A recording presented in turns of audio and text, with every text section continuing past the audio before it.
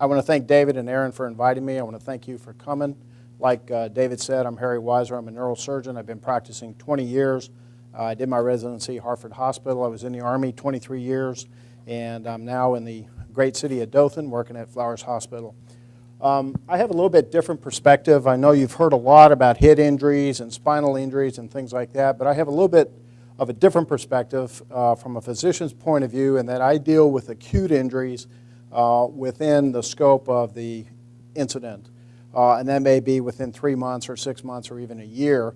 But as a trauma surgeon, I also deal with the acute injuries that when they happen and they present to the emergency room. We all know this. This is probably one of the biggest reasons we have a neurosurgeon at Flowers Hospital. A lot of bad drivers out there, a lot of bad decisions, things happen. So anyway, let's talk about head injuries first. And the reason I put this here is because Walter Reed, when it was Walter Reed, it's not Walter Reed anymore, had a traumatic brain injury program that was dealing with our servicemen coming back from Iraq and Afghanistan. And their situation was a little bit different because the penetrating injuries from the IEDs were actually fatiguing the combat helmet. The helmet was designed to protect the head from things that are coming externally. With IEDs, you have the blast from below, and things would get under the Kevlar and rattle around in the head, so they saw a high incidence in traumatic brain injuries and actually penetrating injuries. Okay, just a little bit about the brain. I'm sure this has been talked about a lot with Dr. Passler and then also with Ray. All right, this is an interesting statistic. You can see about half of the problems come from falls or motor vehicle accidents. And that's not surprising, but you also have assaults, and you also have struck by something, baseball bat, golf club, those sort of things, golf balls. So head injuries are pretty prevalent. What are some of the classifications? Blunt force and penetrating force. Doesn't take a brain surgeon to explain that, right? I mean, it's either you hit your head or something hits you. Penetrating injuries, most common, as I was talking about Walter Reed, were IED projectiles, fragments, shell fragments, bullets, rocks, whatever the explosion would bring up from the ground and would get under the Kevlar and rattle around in the soldier's head.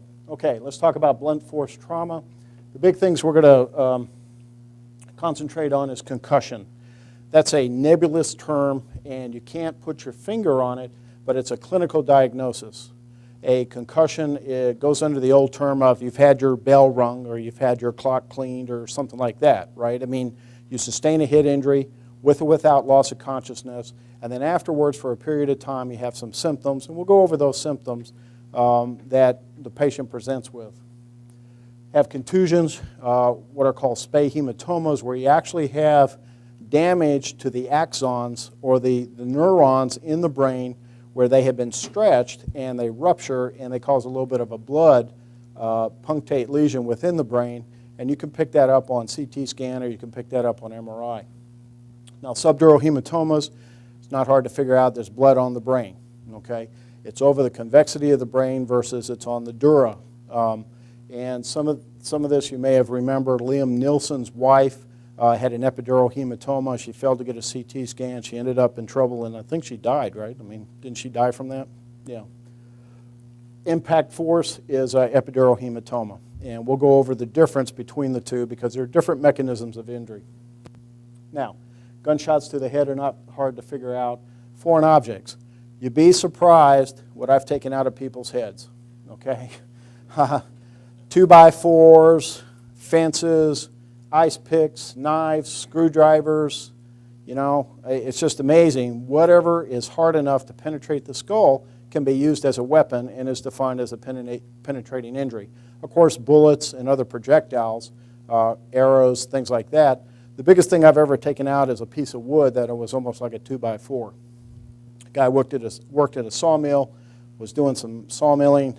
The piece broke off, shot, and went right into his frontal lobe. The guy survived. You couldn't tell there was any difference, and he walked out of the hospital. All right, let's talk a little bit about physical exam, and this is just for information. I don't expect you to know it, but these are things we look for in an acute incident when somebody has sustained a closed head injury.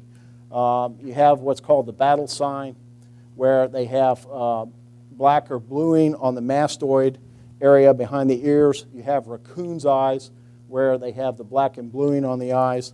You can have a scalp laceration. There can be fractures that you don't see, and there can be swelling, bruising, nasal discharge, and of course there can be loss of consciousness. But you don't necessarily have to have a loss of consciousness to sustain a head injury.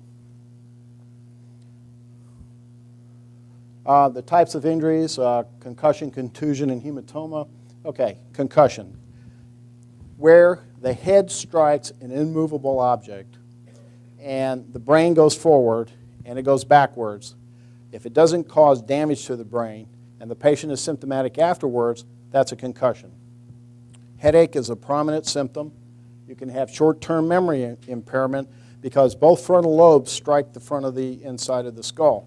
Now, everybody thinks the inside of the skull is smooth. It's not. It's got little bony ridges that things attach to, that memories attached to separate the right and left brain, the upper brain from the lower brain, and to define different components within the brain. And so there can be different injuries to different parts of the brain. Characteristically, it's frontal lobes, temporal tips, and occipital tips. Okay? Front, back. And for that reason, the brain sloshes forward and it sloshes backwards. I like to tell patients that the brain has the consistency of toothpaste, okay? And if you kind of put it in a bowl and kind of swirl it around, that's what movement inside your skull is. It's not fixed. It's suspended within a lake of fluid that's called cerebral spinal fluid, and so it kind of floats in that fluid, so any deceleration, acceleration, force against the skull is going to cause the brain to either move forward or move backwards. Did you have a question?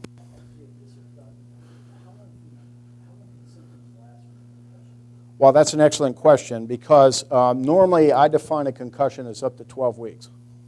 Okay? If there's no structural damage that I can find on a CT scan or an MRI, then the clinical definition of a concussion is about 12 weeks. Now, everybody's different. And everybody deals with headaches differently. That's the median, okay? I mean, it can be a little longer, a little less.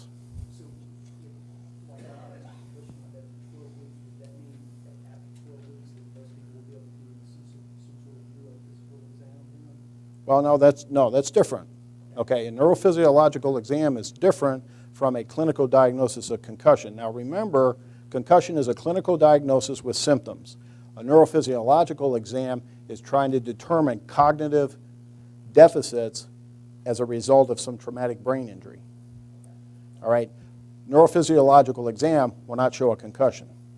But you can have problems that show up as a result of a concussion. Does that make sense? Yes. Would that be past 12 weeks probably? Yeah, it's about 12, 16 weeks, somewhere around there. Now, you get into where you give those people that time, okay? And if it's a severe enough loss of consciousness, I mean, and that's the key, because that tells me how traumatized the person, you know, your client, my patient, were, okay?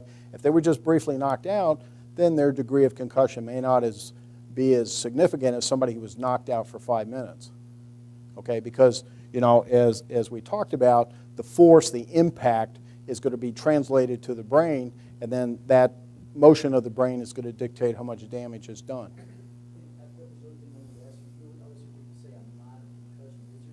There's no such thing. I mean, it's a concussion. It's like a coma. There's no such thing as a minor coma. You're either in a coma or not in a coma. You either have a concussion or you don't have a concussion.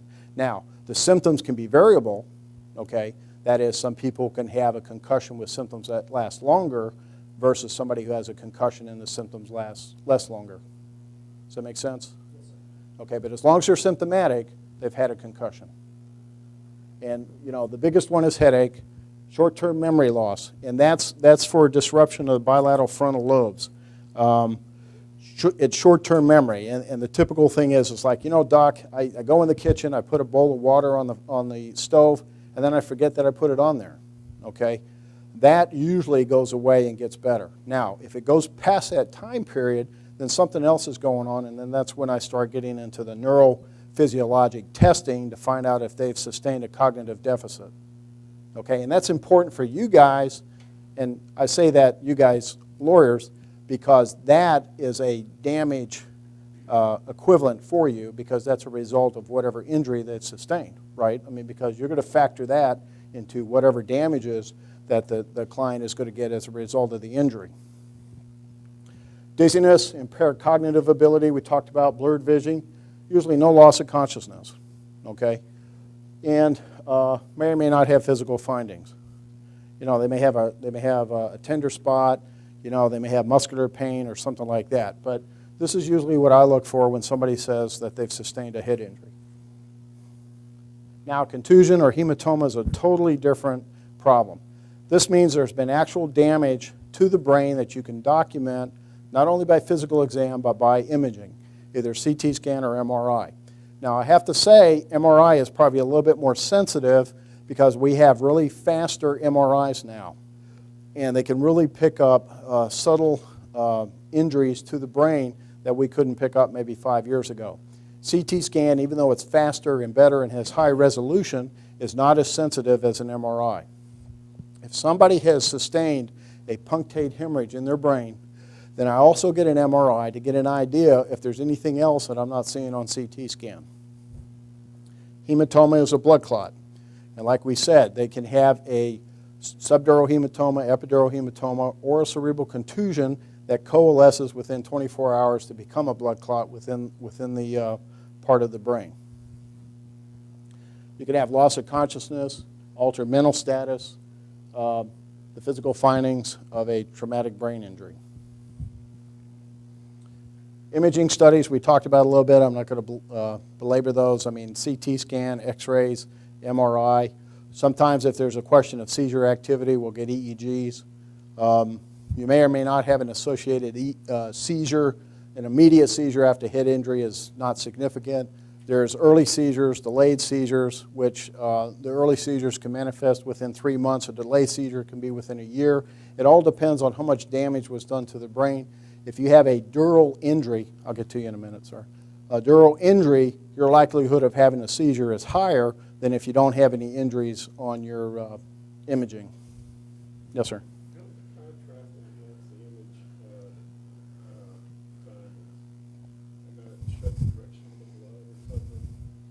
No, all contrast, okay.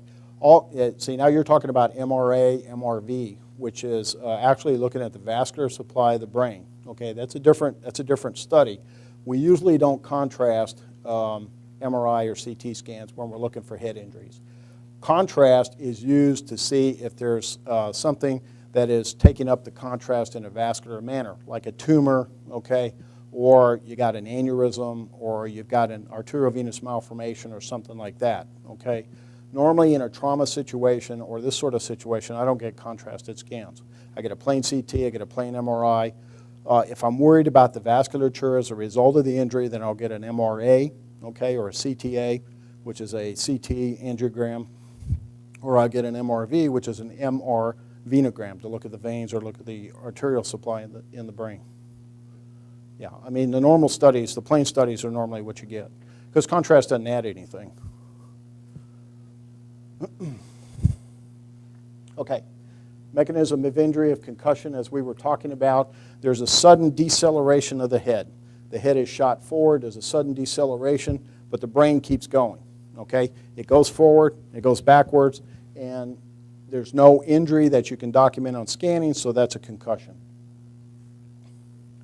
A contusion is the same mechanism of injury, but you demonstrate damage to the brain on the image, on the CT scan or the MRI. And like we talked about, it's a bruise or it can be a punctate hemorrhage as a result of the stretching or destruction of the neurons.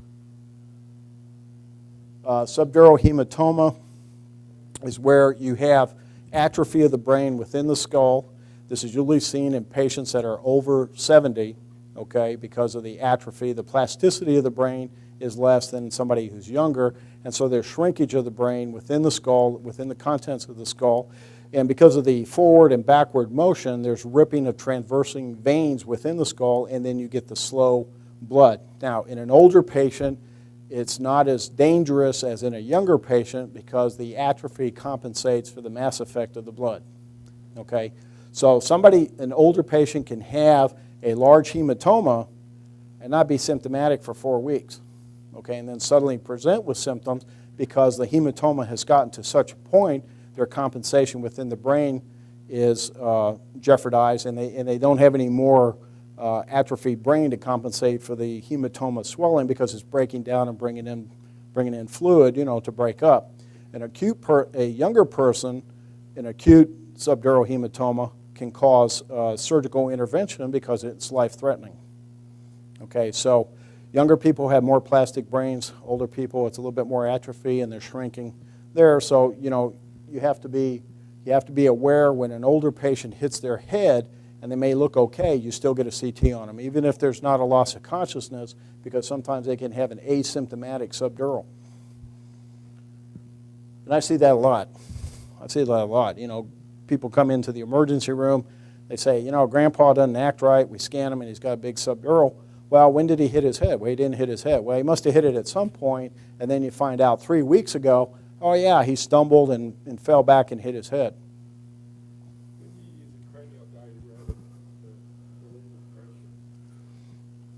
A cranial diuretic, okay. You mean like mannitol and Lasix? All right, now that's involved when you have increased intracranial pressure and you have brain swelling, okay? You don't have a mass effect. These are mass effect problems. These are things that usually require surgical intervention to decompress the brain because there's something pressing on it. Now, edema in the brain is like something swelling. You hit your finger and it swells. It's the same thing in the brain. If the brain is traumatized, it will start swelling, and then what we do is we put in a monitor. We try to measure brain pressure, okay? And if the pressure goes over a certain number, then we give them a diuretic that's called mannitol. It's a non-ionic crystalloid that we can give in mass. And what it does is it shrinks the normal brain so that the abnormal brain can swell. Then we hit them with a diuretic like Lasix to kind of flush everything out, and it passes out as urine. Yeah. But that's for brain edema, and that's usually more in an acute situation, like somebody comes in, they're in a coma, okay, which we define in the Glasgow coma scale as 8 or less, and we have to put them on the ventilator, we have to hyperventilate them, they have brain swelling based on their CT scan, and we have to give them medicines to help with the brain swelling. Oh, I'm sorry. Impact injuries, baseballs to the head, bats to the head, golf clubs, golf balls. The difference between this and a subdural is that this is a localized hematoma, normally on the side. And the problem is that blood clot gets to such a point, it pushes the temporal lobe over and compresses the midbrain, and that stops the reticular activating system. You become unconscious, you stop the blood flow to the brain, and you die, okay? So that's why that's an emergency. And normally, 99% of the time, if they're large enough and in the right area, they go to surgery. I don't think I've ever sat on an epidural hematoma, okay? They're a surgical emergency.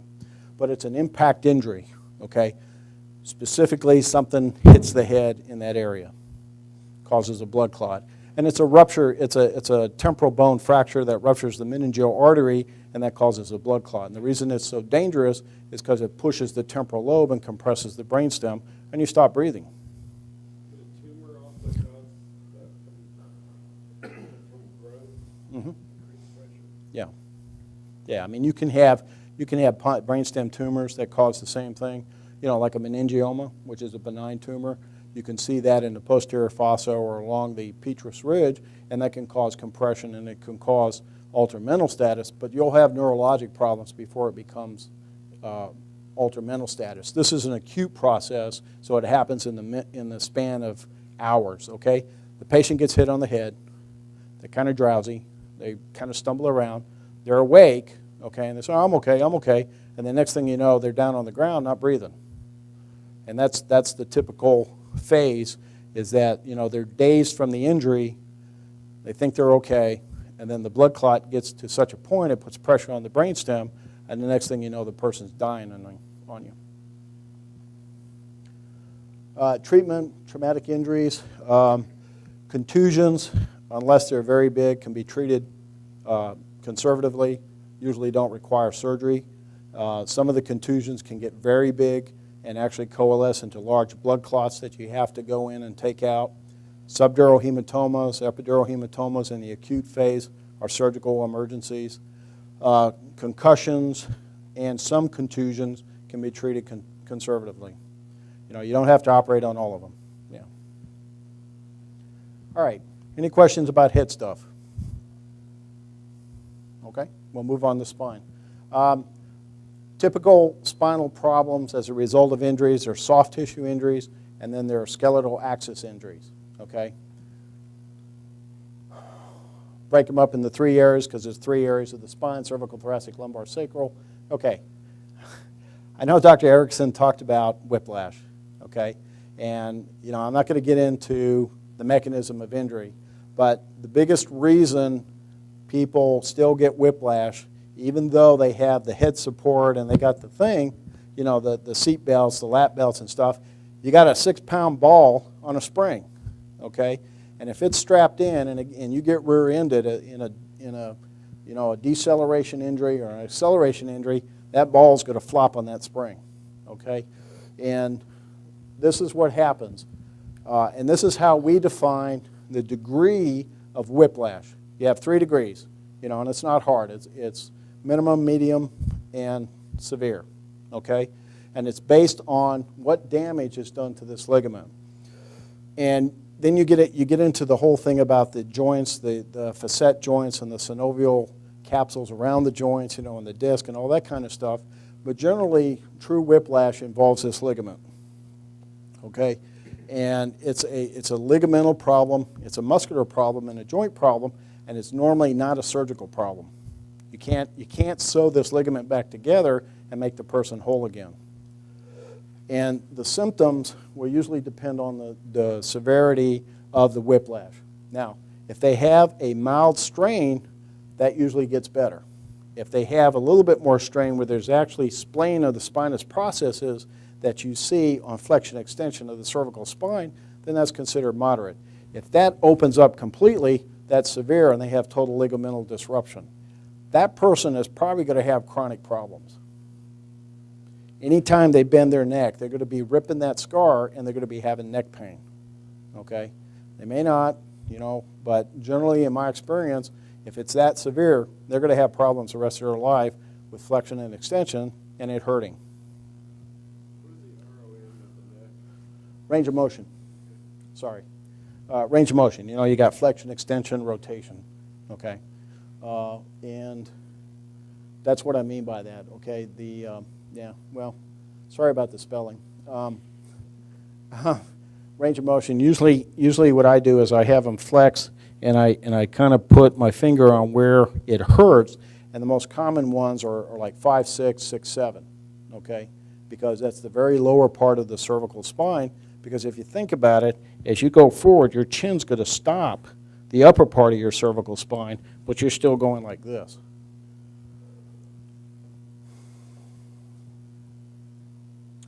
Okay, I love this slide because I like to tease you guys. The one on the right is called the lawyer's collar. The one on the left is called the doctor's collar. Okay?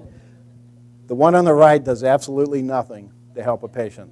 Okay? It looks good in court, makes the patient feel like they're having something done, but it's useless. Basically, it just keeps your neck warm. The one on the right, on the left here, okay, is designed to keep the patient from doing the flexion extension so that they minimize their trauma to their neck and minimize their pain. Okay? This doesn't do anything. It has no support. Okay? If you've ever put one on, you can touch your chin like this, You put on a Philadelphia collar, it's a hard collar and you can't move it, okay? You still have rotation, but you don't have flexion extension. So I know this is probably not good to say, but if you want to impress the jury, put them in a hard collar, okay? That way they know it's a serious injury. You didn't hear that from me, okay? All right, just a little bit about cervical spine. You can have radiculopathies, myelopathies. You can have fractures, okay? I'm not going to belabor those. Radiculopathy is shooting pain down the arm that goes into the hands or fingers. Myelopathy is where the spinal cord has been injured as a result of this accident or incident. And then the fractures. You have all kinds of fractures. Compression fractures, subluxations, rotational problems. Normally, most fractures are unstable and require surgery. Okay.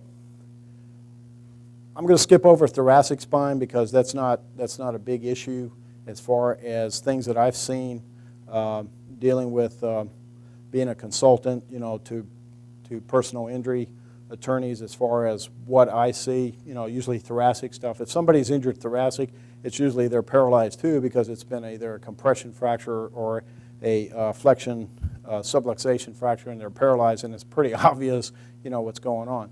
But one of the things I wanted to mention is that seat belts are very nice, but they can cause injuries, okay? And the biggest thing is the shoulder strap and the lap strap, okay? This can cause abdominal injuries. This can cause chest injuries because you can actually sustain rib fractures. Not to mention that what happens is these things are designed to tighten up with a deceleration. So that even increases the incidence of flexion on the head, okay?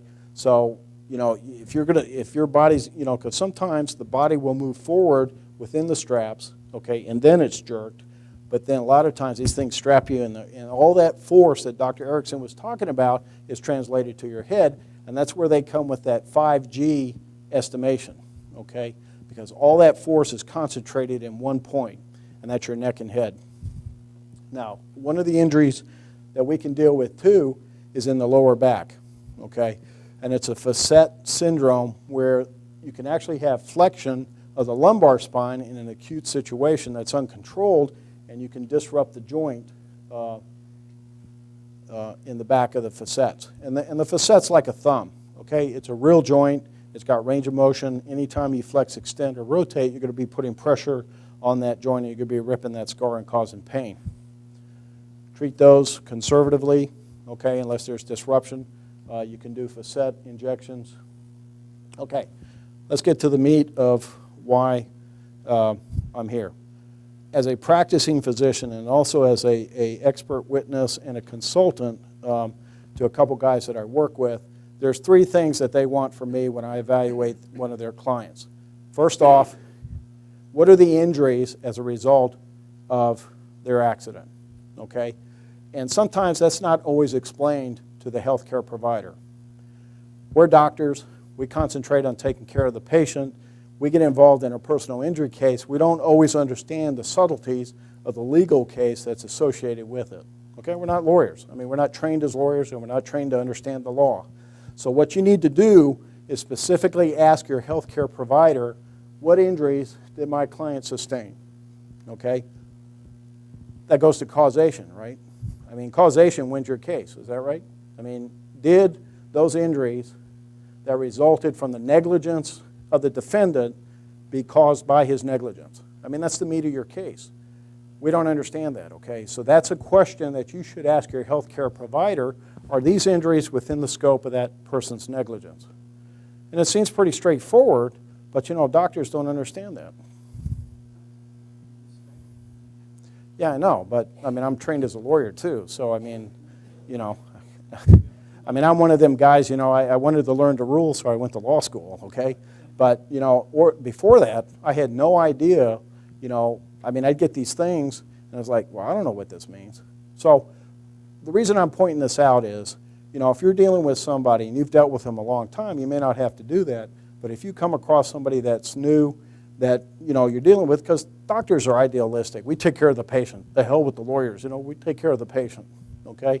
But if you have a good working relationship, then you need to ask your doctor or healthcare provider, okay, what injuries were sustained as a result of this accident? How can I win my case? Because you guys don't want to waste your resources on cases that you can't win, right? Yeah, so I mean, if the patient's bogus, then there's no sense wasting your time, okay? And the doctor needs to understand that. The second thing is, the biggest thing that I find that I can help you with, pre-existing conditions and aggravation of underlying pre-existing conditions. That's a tough one, right? All right, I had neck pain before the accident. Now my neck pain's more. Well, doctor, how do you tell the difference? Well, there are ways of telling the difference, okay? Most things can be an acute injury, like whiplash. The patient didn't have whiplash before the incident, right? Had degenerative changes in the neck, and that caused neck pain. Well, you need somebody savvy enough to tell you what the difference is. But you need to spell that out, okay? You need to help your healthcare provider try to understand what you're trying to do, because you have a job too towards your client as we have a job towards our patient. And then the last thing, I said damages, and most doctors don't understand damages, but I put it in terms that we could understand, because a doctor will determine what work restrictions, what sort of things are going on. Is this patient going to be out of work? Is he going to be able to work in the future? Has he had pain and suffering? Does he have mental anguish? Is he suffering from PTSD? So this is just sort of a brief overview of things that you can do to help me as a healthcare provider to answer those questions, and thank you for sending me the patient or the client, because I want to be of service too. I mean, I'll take care of the patient, but if you're kind enough to send me the patient, then I want to be able to help you too, and also answer the question, is this a worthwhile case or not? Okay? And I always like this one. And that's it. Thank you very much. I appreciate your time.